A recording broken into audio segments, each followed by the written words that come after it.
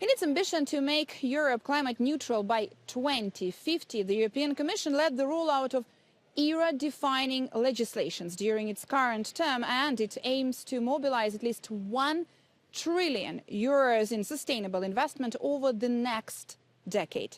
As the European Green Deal faces political headwinds in the run-up to the 2024 elections, what does its future look like? This is what we discussed at the WEF session. European Green Deal, anyone? Prime Minister of Greece, Kyriakos Mitsotakis, thank you. Thank you. Executive Vice President for European Green Deal from the European Commission from Brussels, joining us, Maros Sefcovic. Thank you very much for being here.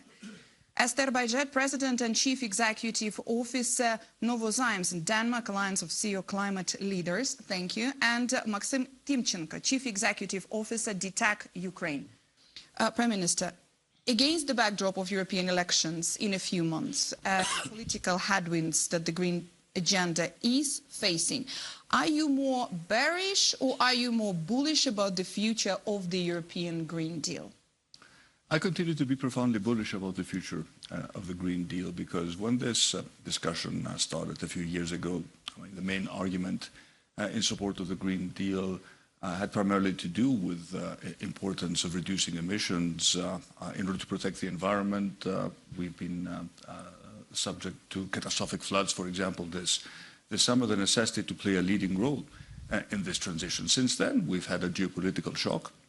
And it has also been incredibly clear that some of the solutions offered by the Green Deal also make profound economic sense. Just look, for example, at Greece, our penetration of renewables, how cheap renewables are. I mean, there are hours during the day when we actually have negative prices. So I think there is a general understanding that we need to push forward with this agenda. Thank you so much. Executive Vice President for the European Green Deal, Interinstitutional Relations and Foresight, European Commission, Maros Sefcovic. Your view on that? Are you more bullish or bearish? I'm, of course... I'd be surprised if you were bearish. Yeah? And yet... I am bullish, and I am in a category which I understand it's described by the political scientists as a happy warrior. You know, I mean, being in this business, you have to be optimistic, because you see, you know, what kind of distance we have already covered. Every single year, every single summer, we are reminded that we have only one planet, and that these weather-related disasters are bearing more and more cost, lots of human tragedies, and simply there is no alternative. So that's, I would say, the very big picture. But coming, you know, to the economic aspect of it, I mean, for Europe, the Green Deal, it's our growth strategy, and through the Green Deal, you see that there is actually huge international competition about what I would describe future-oriented technology. And what we need to develop is stronger business case for the Green Deal, for our investors. You have to be in close interaction with our citizens. Therefore, we started with the green dialogues. We have to listen to the CEOs of the companies across the Europe, because they will tell you, you know, we can do much more if you would remove this technological block, or if you would create real single market for the Green Deal, or if we simply by state aid support this or that technology because it's not that mature. And I think there you see that we are also doing a lot of rethinking, because we have to react on what is happening on the global level. The massive subsidies offered by IRA in EU eyes, of course, massive subsidies by which China is supporting its exports also towards Europe. So we are adjusting our policies as well. And I was quite happy that last week we did this first landmark decision where we authorized the state aid for the Northvolt to build the next gigafactory in Europe and not in the US. Well, you said we need to listen more to the CEOs. Let's do that. Esther Baijet, President and the Chief Executive Officer, Novozymes, Denmark, Alliance of CEO Climate Leaders. Bearish or bullish? It's this situation that we live in today. It shows the value of de-risking, the value of having optionality, the value of resilience. Our dependence to fossil base, it's way too strong. And we need to bring alternatives. The peak of fossil-based solutions, it's just here. The era of fossil-based solutions, it's over. So now is the time to even bolder and start investing faster on that solutions of the future, of the new era. Green Deal, it's moving all of us in the right direction. We companies, we have the responsibility to sit at the table and show what we think good looks like. There are unnecessary roadblocks that make our life complex for no value. Let me give you a couple. We're investing collectively $8 trillion per year, subsidizing the past. $8 trillion. That's 8% of the global GDP. It goes into subsidiaries into fossil-based solutions. It's not that we're not subsidizing the future enough, it's that we're subsidizing the past. We have regulation that creates unnecessary roadblocks. It takes 6 years to get the permit for a windmill. It takes 6 to 8 years to register a microbe to replace fertilizers and bring sustainable agricultural.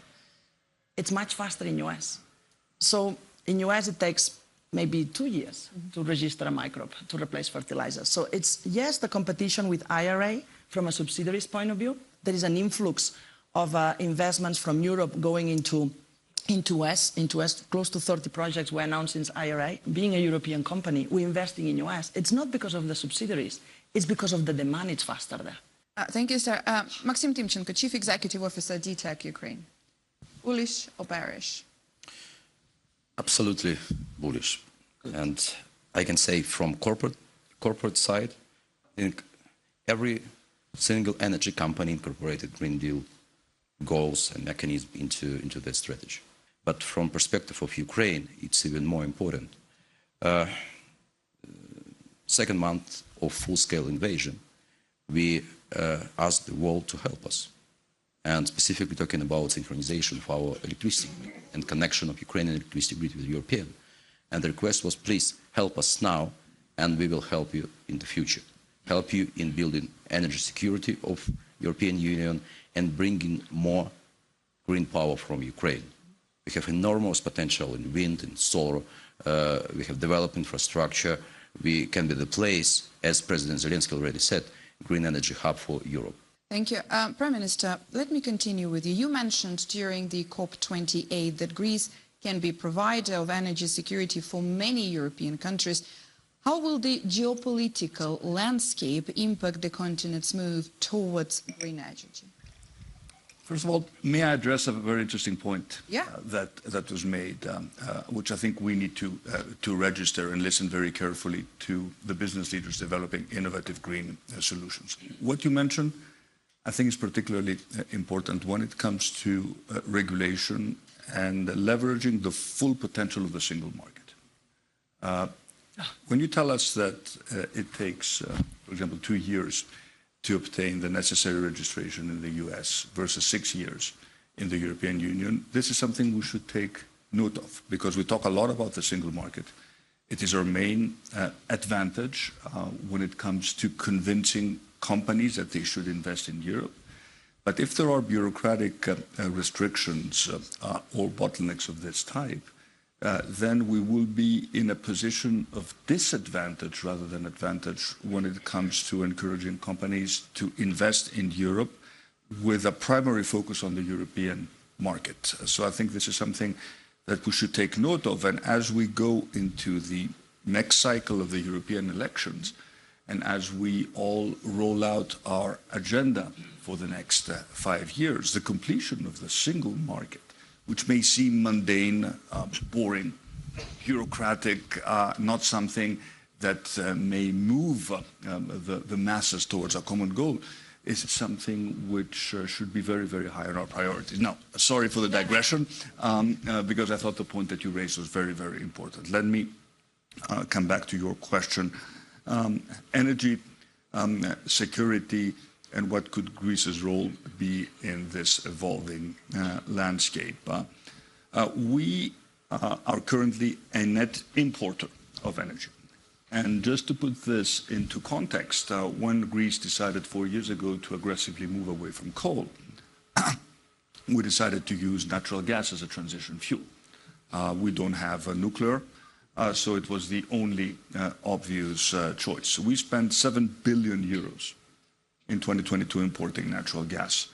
And normally this bill is 1 billion, just to put things into context.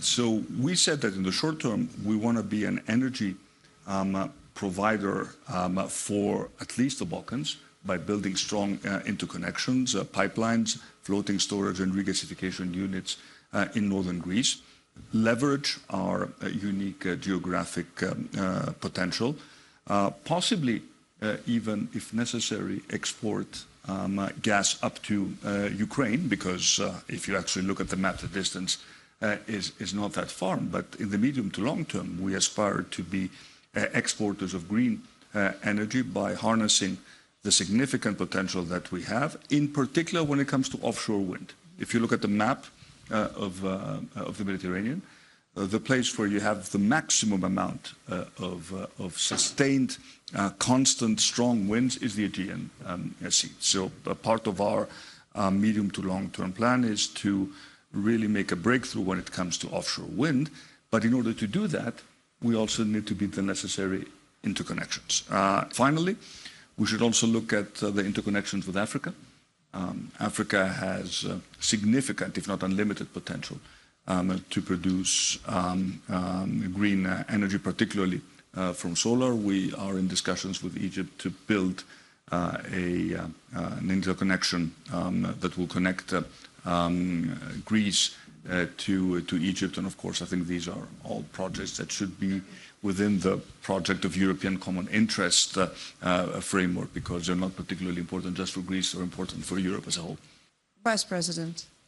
What I think it's very important indeed is that we have to get our sequencing better. So we invested a lot in renewables. I mean, the last year we've been very proud that for the first time we produced more energy from renewables than for fossil fuels.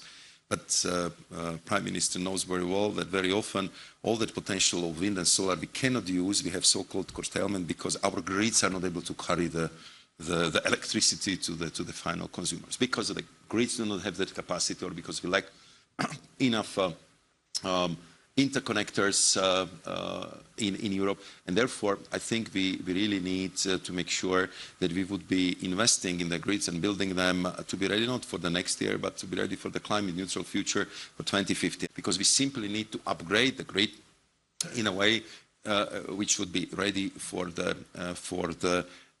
climate neutral future.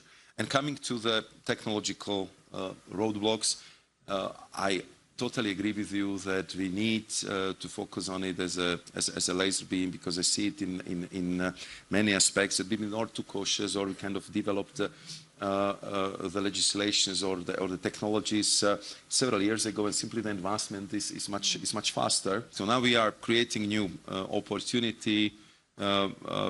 We propose so-called Net Zero Industry Act, where a big part of it is what can we do with the faster permitting. We want to use the overriding public interest principle, which would help us to move much faster, which would motivate us in the Commission, but also our member states, that if it comes for the strategic project, there will be sort of one-stop shop where we would help with the permitting, where we would be able to provide, I would say, the guidance to the market operators. How can we help you with different funds we have in Europe, because sometimes it's very complex and you really need, some kind of agency to help you with all that advice, just simply to make things much faster. And last point on single market for the Green Deal, I totally agree with the Prime Minister. The single market brought Europe success. Thanks to the single market, removing the internal barriers among the member states, we actually grew up the biggest economy in the world, and we have to make sure that it's also fine-tuned to this new economy of the 21st century, which is built on the green technologies. I'm particularly happy that we managed gradually to link up more and more Ukraine to the single market. Maxim Timchenko, let's go to you now. With the EU leaders deciding to open the accession negotiations with Ukraine in December 2023, how can Ukraine contribute to supporting the continent's decarbonization efforts and the future energy security, both as a future member and today as well? On the first day of full-scale invasion, we disconnected from Russia and Belarus electricity grid. It was part of our 3-day testing as part of our synchronization process, which should be taking place in 2025. And I think that day we disconnected forever. I am so grateful to our European partners, European Commission, and to all parties involved that in 3 weeks' time we managed to connect. It was emergency connection, but it still helped us to survive because we get some electricity out of Europe. And of course, after this moment, historical moment for our sector, we stated, now it's time for us to think how we can help Europe. And even now, during 2 years of war, we really do that. Our company built 114 megawatt wind farm during the war, invested 200 million euro. Just 1 month ago, we announced the second phase of this wind farm, investing 450 million with support of Denmark and supply of turbines from Vestas. During the war, we restored transmission line with Poland so that we improve our interconnection. Just some examples what can be done during the war and what role Ukraine can play, even under current circumstances. So I think that Green Deal and all the goals we discuss here will be driving force for Ukraine. And I think most of economic reforms we need to do one or other way they're connected with the European Green Deal. And basically that's the foundation of our future. With the legislative framework for the European Green Deal, if we're focusing on this, is largely set, I want you to comment on how can its implementation be accelerated in a socially just way. Maxim Timchenko, could you please comment on this? Because Ukraine has another, it's a different dimension when it comes to the social just way of implementing the transition. Absolutely. We're in a situation when we have to balance. Coal mining and coal power generation play a crucial role in national security at the moment. And we have thousands of coal miners working in Ukraine at the moment. From the other side, Ukraine is committed to follow all standards and regulation coming from Europe. So for us, it's extremely important that it's done in a fair way for the next 10 years. We don't ask for exclusion from the rules, but we need some time for that. And again, taking as an example our company, we are the major coal producer in the country, but at the same time, we are the major renewable company. And it takes us many years to move from coal to renewables, wind and solar in Ukraine and building battery storage. So as it was already mentioned, Ukraine is playing a very important role in security of Europe. So we talk about energy security, definitely defense, it's clear for everybody. Food security, as already was said. But I think Ukraine can play an important role in supply chain security, moving production to Ukraine. And that's another example how the social way, how we can train our people released from coal industry or other industries not aligned with the green and build new production, new manufacturing, solar panels or parts of wind turbines or any other way with such a skilled people with such a background in engineering, in production we have in the country. We have to continue to stay firm on where we're going without blinking. But then we should not jump unconsciously. There is a strong dependence to fossil base that we cannot simply ignore. Then the investments need to be for the future. Every single investment needs to be for green energy, for solar, for wind, for methane, for power to X. Injecting the cash, the investments on these precious dollars, these precious euros on the solutions of the future. Same for food, for agriculture, investments on regenerative agriculture, investments on plant-based protein, investments on what are we going to move faster to this moving the era of fossil base behind us. This should be a gradual move. And that will generate growth and that will generate jobs. Thank you, Prime Minister. When you want to build public support, start with the obvious win-win solutions. Retrofitting houses, for example, is a win-win proposal. We have used European funds very effectively in this direction. Or go to a small island and explain to them why decarbonizing is actually easier than they think. If you build a PV plant, there may be some resistance at the beginning, but when they see the electricity bills and they realize they pay much less for electricity, you will start building support. So start with the quick wins and be very careful with agriculture, because agriculture in its own is a very, very complex topic, very difficult to decarbonize, and we need to be very sensitive when it comes to reactions from our farmers. Thank you very much. Thanks a lot to the speakers and thanks for everybody here.